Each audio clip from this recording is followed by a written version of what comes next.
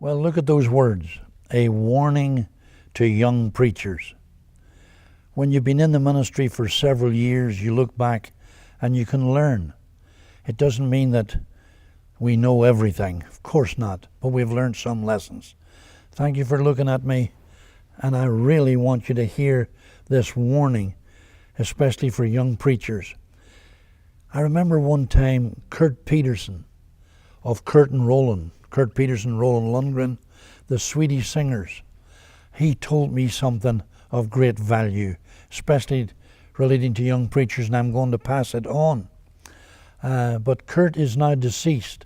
However, his son, Kurt Jr., otherwise known as Nicholas, here's a few moments of him singing with Roland, because they've continued the tradition. Then I'll give you my thoughts. To fill my heart with His forgiving love. Yes, I believe in Him.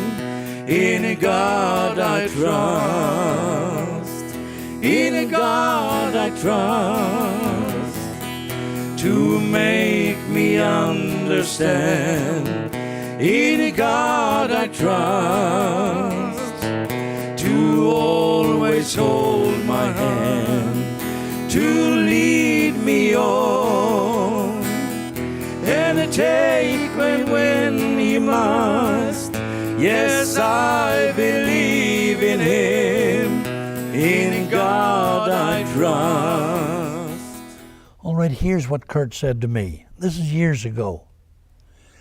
He said, Leslie, it's so true that if God calls a really young person to the ministry, you can expect some old preachers. And the way he said it was old foxes.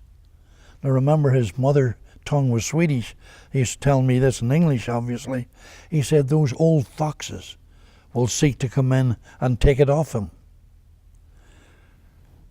That's exactly what happened to me. Let me explain what happened. When I was a very young preacher, I was invited to go to Scandinavia.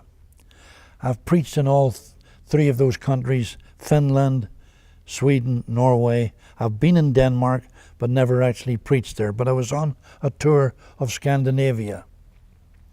I was really surprised one day when I was told a letter was at the front desk of one of the hotels. I thought, who could be writing to me? And I was very young, I remember. And so it was addressed to me, all right. So I got it and I opened it. And it was from a man older than me in Ireland. I didn't know this bit, and he didn't say it in the letter, that he was having terrible problems with his employer. I didn't know that. I learned that later. And he was looking for a new job. But the way he brought it across to me was he would like to dedicate his time and his talent and his treasure and all that he had to the ministry, and he knew he could be a real help to me, and he would stand by me, blah, blah, blah, blah, blah, blah, blah, blah, blah. It seemed to be such a help for me in the ministry. It turned out to be a disaster. When I got back home, we talked some more. He seemed to be very demure and soft-spoken, and everything seemed to be so nice. So, because I was so involved in the ministry side, he took over the finances. And remember now, I'm young in the ministry, although the ministry is exploding, and answering mail and things like that. And then, after a while, you can't believe this, I discovered that in addition to the agreed upon salary for him, unknown to me, I didn't learn this till much later, his hand was in the till every single week. He was stealing money. And we were young in the ministry. We needed every dime, every pound, we say over there, pound sterling. We needed it. But he was taking money out.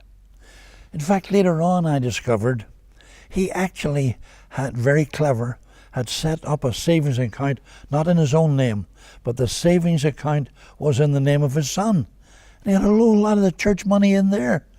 But it was the sons. But more than that, can you believe this?